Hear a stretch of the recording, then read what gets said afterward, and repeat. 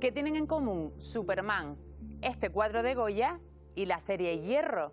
Pues que todas tienen relación con el mundo rural. Hoy les contamos cómo se vinculan con el campo y nos adentramos en otras expresiones culturales que lo han reflejado.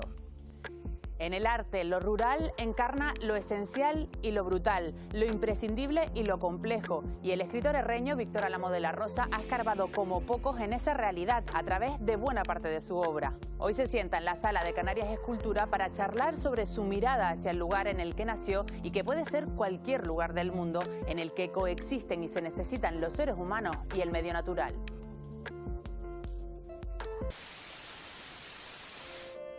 La casa estaba destartalada, las paredes presentaban los síntomas del cáncer de la humedad. Estaba situada a las faldas de la montaña, resumando antigüedad, despidiendo virutas de tiempo, vestigios del pasado cuyos efluvios añosos aún podían respirarse. La puerta estaba entreabierta, desvencijada, apenas cogida al quicio por las bisagras inferiores.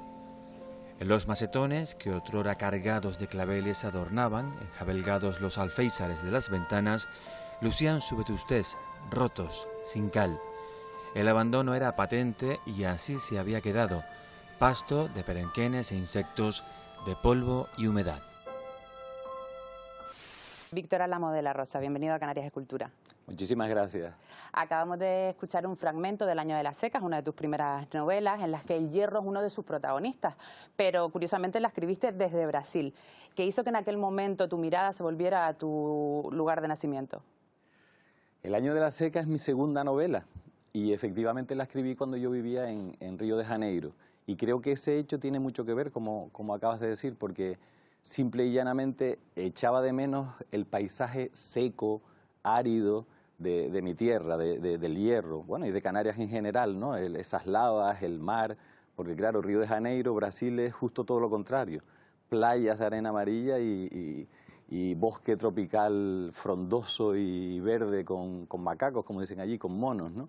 Y entonces, aunque eso es muy bonito, me hizo sentir nostalgia de esa esencia bella que yo encuentro en lo seco, cuando vemos las lavas y de pronto un pequeño verode en una grieta de una lava y al fondo el mar, el faro de Orchillas, ese tipo de paisaje que a mí me inspira, ¿no? Entonces me acordaba tanto del paisaje que acabé escribiendo una novela que se llama El Año de la Seca, que tiene mucho que ver con esa nostalgia del paisaje que convierto también en personaje de la propia novela. En esa novela hay personajes, de hecho son canarios que emigran, ¿no? Que ya sabes que eso es una larga historia de nuestro pueblo, pero que también, como te decía, el paisaje herreño se convierte en un personaje más que acompaña a esos otros personajes, ¿no? Eso creo yo que es una peculiaridad del Año de la Seca, ¿no? El sol anda hecho un manojo de brillos entre las lavas, reverbera con eternidad y aplomo de astro rey. Será el año de la seca seca que crecerá hacia la mayúscula y la dimensión bíblica con el ventar del tiempo. Paisajes en ocasiones de pesadilla, una isla que puede convertirse en una cárcel cuyos barrotes son un mar muy bravo que guarda por igual la promesa de un mundo mejor o de la muerte. La emigración forzosa y clandestina deja víctimas no solo en el mar, también en la isla, personas mayores, viudas, huérfanos y huérfanas que viven en una sociedad violenta, resultado de tantas carencias. Entre estas páginas encontramos engaños, delitos, incluso asesinatos. Todo cabe cuando la necesidad apremia. Durante el trayecto hacia Masilva, en el destartalado coche de la Guardia Civil, Pancho y Teófilo no pudieron volver a compartir todos aquellos recuerdos que ataban sus infancias. El amor no tiene cabida, es demasiado intelectual en estos mundos. Aquí todo es pertenencia y propiedad, celos y deseos incontrolables. El sexo es primitivo, animal. Los personajes se devoran como si supieran que tienen los días contados y se aferran con hambre a lo carnal. Porque él la besaba y besaba a ella también. Conglomerados, inmarcesibles, rodando y rodando inconscientes por el suelo de la cueva alfombrado de pieles de cabra. Tan fundidos los cuerpos desnudos que será difícil saber quién es quién, si esa mano es de él o es de ella.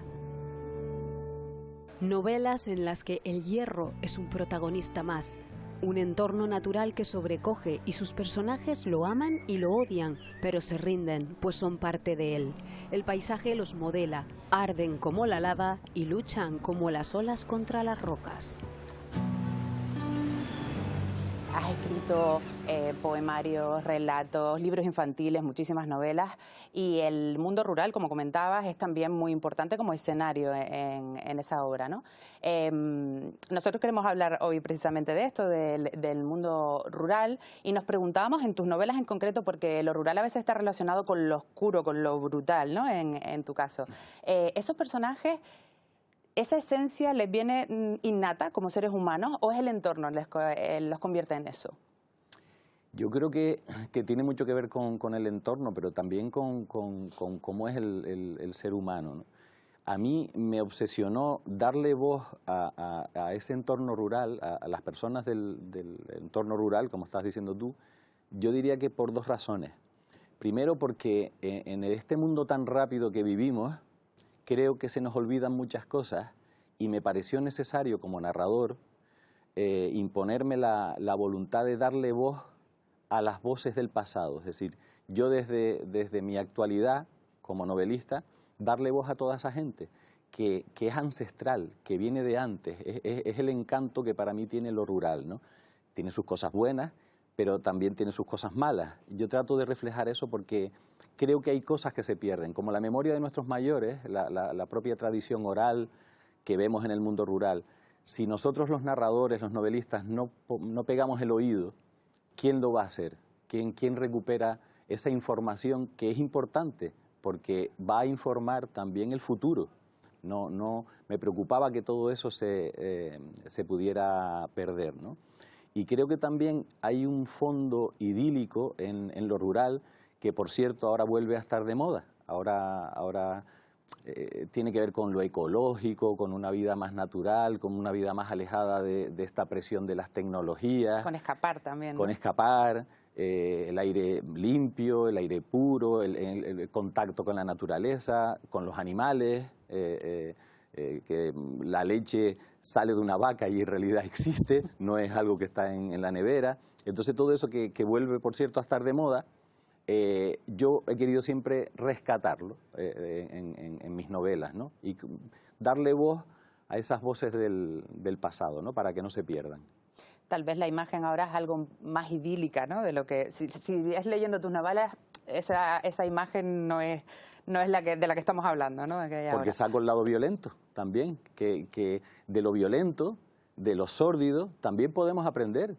De entrada, la primera enseñanza es no repetirlo, ¿no? Por ejemplo, antes en el mundo rural había un lado donde se ejercía cierta violencia con los propios animales. Ahora es al contrario, es decir, el mundo rural nos ha educado para darle la importancia que tiene pues la propia ganadería, con la misma onda esta que te digo yo, ecologista, de volver al animal que nos habla, ¿no? Y esas esencias están en el mundo rural y no hay que perderlas, hay que destacarlas, ¿no? ¿Tú crees que tus novelas serían diferentes si hubieras nacido en otro lugar del mundo? Segurísimo. El hierro me determinó en todos los sentidos, porque además yo me crié en La Restinga, que es al sur, al lado del mar, ¿no? Y entonces yo me acuerdo de empezar a leer y a escribir casi por una cosa muy anecdótica, que era el tema de la digestión. Antes nuestros padres siempre decían, oye, después de almorzar, 2 horas de digestión, ¿no? Entonces, claro, y en La Restinga yo no tenía nada que hacer. Lo que quería era irme con los colegas a la laja, a bañarme, ¿no? Pero mi padre y mi madre me dijeron, no, hay que descansar, hay que hacer la digestión, ¿no? Y para que no me escapara, pues me encerraron, pero me encerraron con un montón de cómics, de pequeños libritos, porque yo no leía nada, no tenía la costumbre, ¿no?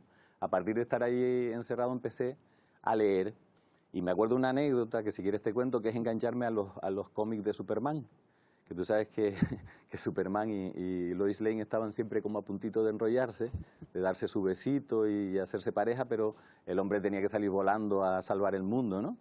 Y entonces yo me enganché por ahí y un día en los propios márgenes del cómic me dio por coger un lápiz y empezar yo a escribir lo que quería leer, que era la historia de amor de Lois Lane y de Superman. La que no llegaba nunca, ¿no? Y la que no llegaba nunca. Y entonces, claro, para mí se hizo la magia. Digo, oye, con un simple boli o lápiz y un poco de papel, puedo inventar, puedo ser lo que yo quiera.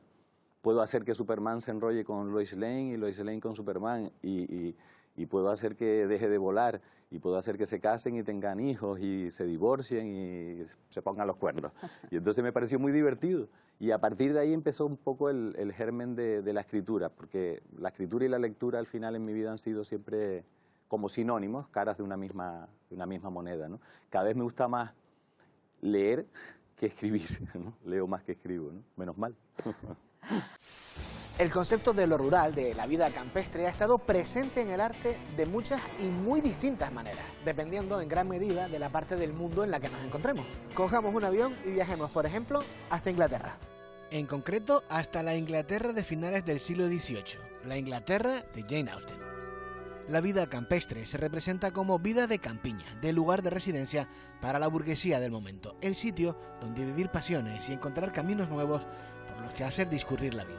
Porque en aquella época la mayor parte de Inglaterra era rural, así que gran parte de la vida discurría en el campo. Si Jane Austen hubiera escrito sus novelas 100 años más tarde, que en términos históricos son 2 días, probablemente las habría ambientado en la ciudad. Porque los hábitos de vida habían cambiado. La campiña pasó a ser un lugar de descanso, de desconexión y de aburrimiento. Y la vida vibrante transcurría en las ciudades. O eso al menos es lo que decía Oscar Wilde. En la importancia de llamarse Ernesto, Jack Worthing necesita escapar de lo que él considera la vida aburrida y repleta de moralidad asfixiante del campo para acercarse a la vibrante vida de ciudad, mientras que su amigo Algernon, residente en la ciudad, buscaba ocasionalmente algo de paz en el campo. Y a partir de ahí, una larga serie de enredos. Esta imagen idílica, o al menos idealizada, del campo, perduró hasta bien entrado el siglo XX. Viajemos de nuevo. Vamos a cambiar de continente, de época y hasta de medio artístico. Hablemos del cómic norteamericano en el siglo XX. Superman era el héroe de Metrópolis, pero el lugar al que iba a relajarse era Smallville, que se traduce literalmente como Villa Pequeña, un pueblo en la zona más rural de Kansas. Un remanso de paz, el reposo del guerrero. Nada que ver con la representación ya en el siglo XXI que hace Jeff Lemire, un autor canadiense del campo. Ambienta casi todas sus obras en pueblos pequeños, asfixiantes, opresivos y duros. Ya sean historias costumbristas, fantásticas o de terror, la vida rural siempre es protagonista en negativo. Podemos disfrutar de la idealización de Jane Austen o de la terrorífica visión del mundo rural que nos presenta Stephen King, o de la novela Mi Antonia, que muestra lo durísima que era la vida rural para las mujeres norteamericanas a principios del siglo XX. El campo son muchos campos y dependiendo del lugar, de la época y hasta del dinero que se tenga en el bolsillo, se presenta en el mundo del arte de formas muy diferentes. Ambientas también esas novelas, además creo que tiene que ver con esto que estábamos hablando, en ambientes de opresión realmente, que pueden ser desde el mar hasta la religión o el sistema político, ¿no? ¿Cuáles son los barrotes que encarcelan a tus personajes? Primero es la isla. Tenemos que ser conscientes de la insularidad. Lo que pasa es que la insularidad tiene una doble lectura interesante, porque es que el mar y el trozo de tierra cercado por el mar son barrotes, son islas, son insularidad. Pero por otro lado, el mar también es una caja de sorpresas. Y a lo largo de la historia nos han ido llegando diferentes influencias, diferentes marineros, diferentes barcos, diferentes culturas. Y eso es otra cosa que a mí me parece muy interesante de la propia historia cultural y literaria de Canarias, ¿no? Estamos encerrados, pero a veces pensamos que más en realidad que si nos comparamos con otras zonas, porque después, yo que he viajado mucho, por ejemplo, en algunas zonas de la península, sin ir más lejos, realmente están más aislados que nosotros, pero no mentalmente. Nosotros, la isla a veces nos hace una especie de cerco mental, ¿verdad? Como si fuera eso, una especie de cárcel barrote, ¿no? Pero en realidad es un camino de ida y vuelta, es solo mental. La isla al final siempre es un destino. Nosotros la llevamos dentro y la isla al final siempre es para alguien, para nosotros es un destino y para los otros también, por toda esa gente que nos viene ya te digo, por el mar. Me acuerdo una vez estar hablando con Rafael Arozarena, en paz descanse, el famoso autor de Mararía, y tiene una novelita que se llama Fantasmas y tulipanes, que precisamente habla de esto, habla de esa tradición holandesa, de lo de los tulipanes, que llegaron en unos barcos al norte de Tenerife, ¿no? Con su carga, su cultura y sus fantasmas, ¿no? Entonces fue un encontronazo. Esa gente del norte que no conocía esos veleros, esos bergantines y esa gente de Holanda, pero al final muchos se quedaron y empezaron a esa labor de mestizaje que viene a definir al final toda la historia de Canarias, ¿no? El arte es permeable, no se puede evitar. Lo que un creador ve, vive, conoce, acaba filtrándose en su obra, ya sea de manera consciente o inconsciente. Tomemos como ejemplo a Miguel Delibes.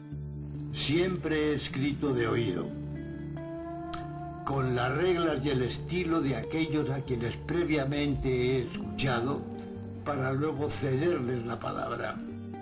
Castellano recio, criado en zona de campo árido, pocos han reflejado tan bien como él habla y costumbres de la ruralidad española del siglo XX. Obras maestras como El Camino o Los Santos Inocentes son herramientas perfectas para conocer cómo se vivía en una época cercana en el tiempo, pero lejana en la forma de vivir actual. Los Santos Inocentes es posiblemente su obra más conocida, por la película protagonizada por Juan Diego y por Paco Raval, y por su mensaje. Con la verdad de su forma de narrar, Delibes muestra y Mario Camus reproduce el clasismo, la dureza y la desigualdad social existente entre la España de los señoritos y la de los jornaleros. A mandar, don Pedro, para eso estamos. Actualmente una adaptación teatral recorre los escenarios de España. Los días 28 y 29 estará en el Teatro Cuyás en Gran Canaria, recordando esa denuncia que aún tiene vigencia y que, como el arte es permeable, aún es capaz de tocarnos.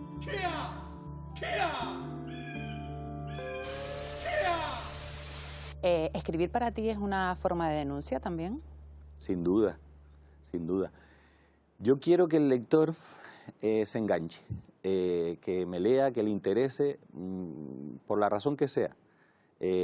Primero, por cómo lo estoy escribiendo. Yo quiero agarrarte y que me leas, ¿no?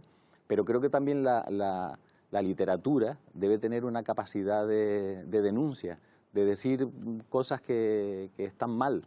Yo a veces he escrito algunos relatos en función de noticias que veo que me pueden impresionar.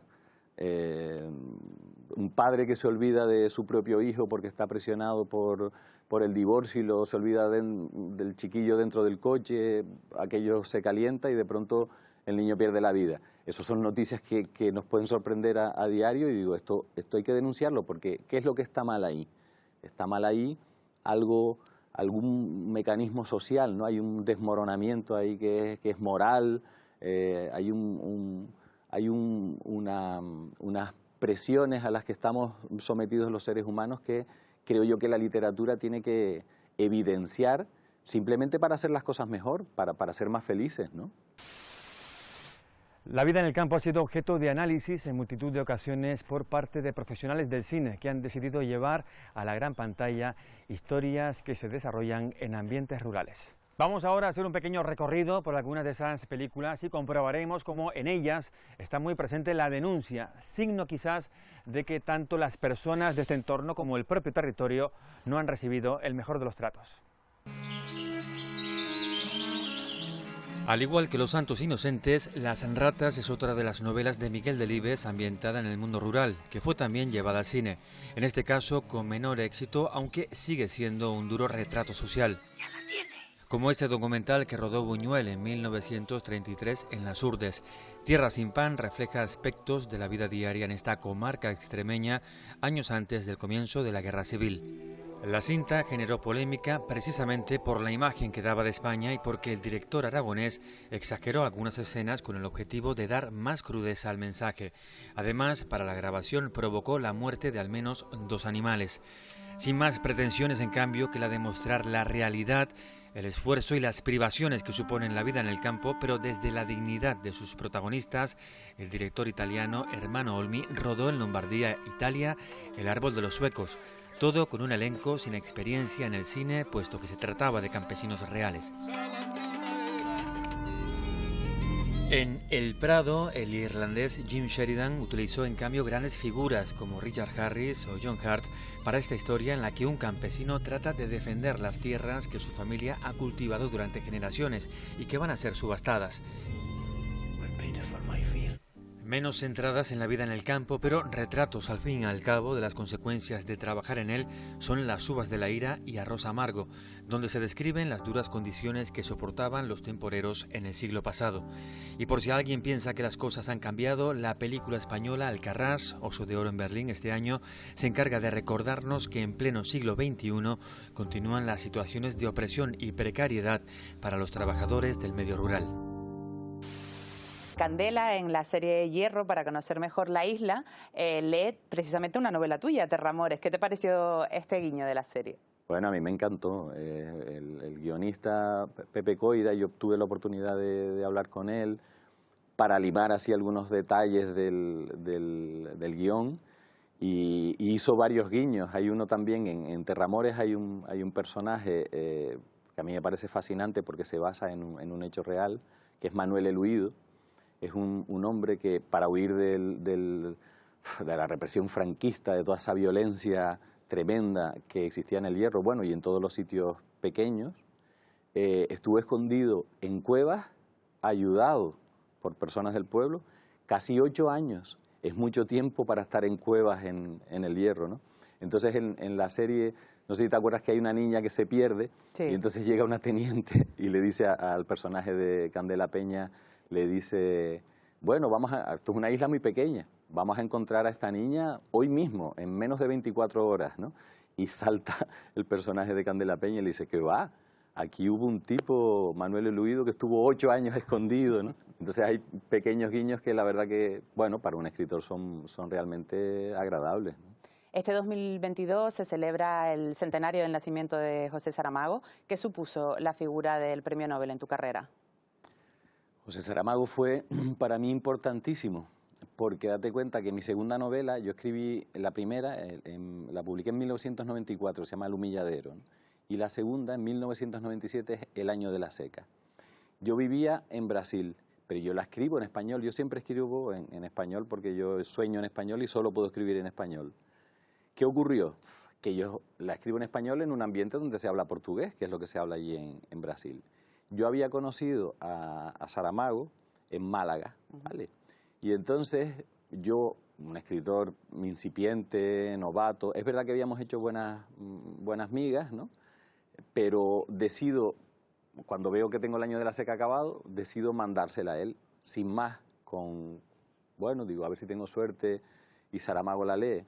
Bueno, no solo la leyó, sino que me escribió, me acuerdo, un largo fax, en la época que existían los faxes, ¿no? Y escribió un prólogo también para esa novela. Claro, esa novela era inédita, yo se la había mandado a él y era inédita. Inmediatamente se publicó en Brasil, fue traducida y se publicó en portugués. Después se publicó en Venezuela, en una gran editorial. Después se publicó en España. Empezó a tener un montón de traducciones, al francés también. Yo creo, más allá del mérito que pueda tener yo como escritor, que ahí también ese apoyo que él tan generosamente me dio, pues tuvo mucho que ver. Y él era así, era una persona generosa, aparte de un gran escritor, una persona buena, generosa, comprometida, de las personas que hacen falta. ¿Lo consideras un referente, alguien que te inspiró también a la hora de escribir? Por supuesto. Yo tengo grandes referentes digamos, de la literatura universal y también de la literatura canaria, porque conocer, en el caso de Saramago sí, conocer a escritores de la literatura universal nos resulta más difícil, por lo menos conocerlos cotidianamente. Pero claro, a los escritores más locales, a los escritores canarios sí muchos de ellos los pude conocer y tenerlos de maestros más cotidianamente, como Luis Feria, como Rafael Arozarena, como Isaac de Vega. Entonces, aparte de aprender leyendo sus libros, también aprendía en esas conversaciones que con un vino delante podía tener con ellos, ¿no? Y digamos que eso ha sido un poco el aprendizaje, las lecturas de esa literatura universal, pero también las lecturas y el conocimiento cotidiano de nuestros grandes escritores, porque Yo he tenido esa suerte, ahora la verdad es que ya fallecieron la inmensa mayoría, nos estamos quedando un poco sin referentes en nuestra tradición literaria, o por lo menos sin referentes tan grandes, ¿no? Un artista que influye en toda la historia del arte y que continúa influyendo hoy es Francisco de Goya y Lucientes. Y si hablamos de arte y mundo rural, tenemos que hablar de sus pinturas negras. Una serie de pinturas, en total 14, que realiza aquí, en la Quinta del Sordo. Una quinta que compra cuando tiene más de 70 años y en las que va a realizar las pinturas negras. Sabemos la disposición que podían tener las pinturas por unas fotografías que fueron realizadas en 1864. Y como vemos, aquí tenemos en la parte superior el duelo a garrotazos. Goya va a desplazar la acción principal del cuadro a un lateral. Esto nos anticipa muchísimo al romanticismo. Además vemos que hay muchísimo dramatismo, sangre, pero sobre todo es importante ver las diagonales del cuadro, que por eso tiene tanto movimiento y que será también tan importante en el romanticismo. Como vemos, las diagonales indican el movimiento de los brazos, tanto de uno como del otro duelista, pero también es importante las extremidades. Las piernas Goya sí que las pintó, pero el deterioro posterior y además también algunas de las restauraciones han hecho que se hayan perdido, pero es cierto que estaban pintadas e incluso con césped detrás. ¿Pero qué nos quería decir el artista o cuál es la reflexión o el análisis que han sacado los historiadores y los críticos de esta obra? Por un lado, puede conllevar una carga política. Como sabemos, va a llegar luego el absolutismo con Fernando VII y Goya se va a exiliar a Francia. Y también algunos analistas coinciden en decir que se trata de un duelo. Esos duelos, como veíamos en los caballeros, con armas, con testigos, que daban unos pasos. Pues bien, en el mundo rural el duelo es a garrotazos y parece que ninguno de los dos va a sobrevivir. Así que, como vemos, lo que estaba realizando Goya era una pintura que puede ser grotesca, que puede ser agresiva, pero que es fundamentalmente honesta. En el arte las tendencias van y vienen, pero en los últimos años hemos visto en lo literario escritores y escritoras, también en Canarias, que han vuelto su mirada de nuevo a lo rural. ¿Cómo observas esta nueva tendencia literaria en este sentido?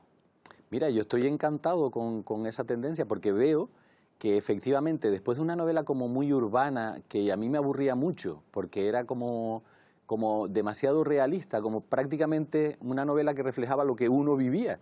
La vida en las ciudades, salir de marcha por la noche, ¿sabes lo que te digo? Un poquito de, como digo yo, sexo, drogas y rock and roll. Me aburría eso mucho porque es algo como que está hecho desde hace mucho tiempo y efectivamente, no solo en la tradición literaria canaria, sino en la tradición narrativa hispánica, hay una vuelta hacia lo rural, que es algo que yo hice desde el principio. Entonces es un fenómeno que me resulta llamativo. Yo creo que puede tener que ver con esa gana que tiene el ser humano de refugiarse de verdad de nuevo en lo auténtico. Y lo auténtico está en la naturaleza, en lo rural. De hecho, la pandemia nos enseñó esa necesidad de no alejarnos tanto de lo que significa ser humano. Y creo que esa tendencia general es lo que está ahora alimentando la propia literatura, ¿no?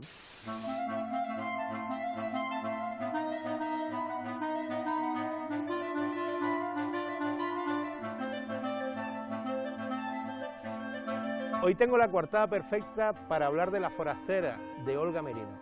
Después de un largo periodo urbano, nuestra literatura ha vuelto a orientar su mirada hacia la vida rural, adoptando muy diferentes perspectivas, desde el Beato Gile y el Locus Amoenus al no menos proverbial Pueblo Chico, Infierno Grande. Entre ambos lugares se sitúa esta historia en la que una mujer vive retirada en una finca, atrincherada con sus perros y una escopeta, en pugna con una familia terrateniente. Después de pasar su juventud en Londres, ella ha vuelto al pueblo y tras fallecer su madre, se ha quedado allí, en una casa en ruinas, intentando desesperadamente defender la propiedad de la tierra familiar. Conviene no desvelar nada más de la trama, pero La forastera resulta muy recomendable para ilustrar el tema de hoy. Violenta y oscura, habla sobre libertad y sobre desigualdad, sobre aislamiento y sobre endogamia. Desde que empezaste escribiendo en ese cómic de Superman hasta hoy no has parado de escribir. Tenemos aquí el último libro, que es recién sacadito del horno, Reparación del Horizonte. Háblanos de este nuevo libro. Mira, Reparación del Horizonte reúne 21 relatos que yo escribí a lo largo de los últimos 15 años. Porque yo para los relatos soy muy lento, escribo uno y lo dejo durante muchos años, ¿no? Reparación del Horizonte viene de una imagen que es pues un día viendo el horizonte cuando cae el crepúsculo, cuando el sol parece esa naranja dulce y está a punto de desaparecer. Me pareció que quedaba una especie de herida no sanada en el horizonte, ¿no? Y de ahí viene esa idea de repararlo, ¿vale? Tiene que ver con, cada relato tiene su temática, digamos, pero con esa idea de intentar ponerle vendas a las cicatrices del mundo, a las cosas que me preocupan, ¿no? Por ejemplo, el primer relato, Te quité los libros, se titula, es un padre que intenta alejar de la literatura a un niño, ¿no? Para hacer una especie de gran parábola de lo que está ocurriendo hoy en día en la educación, que no se está dando contenidos literarios, no se está enseñando de verdad a leer, la insistencia en los dispositivos como los móviles o las tablets para que los niños estudien. Todo eso a mí me parece un error, porque creo que los aleja de cosas que a mí me parecen esenciales, ¿no?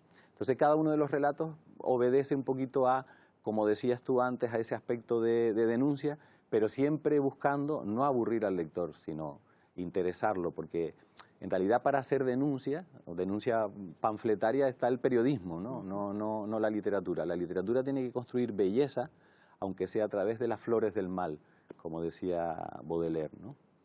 Pues Víctor, te deseamos muchísimos éxitos con este libro y con todos los proyectos que tengas en el futuro. Muchísimas gracias por estar aquí hoy en Canarias Escultura. Muchísimas gracias a ti.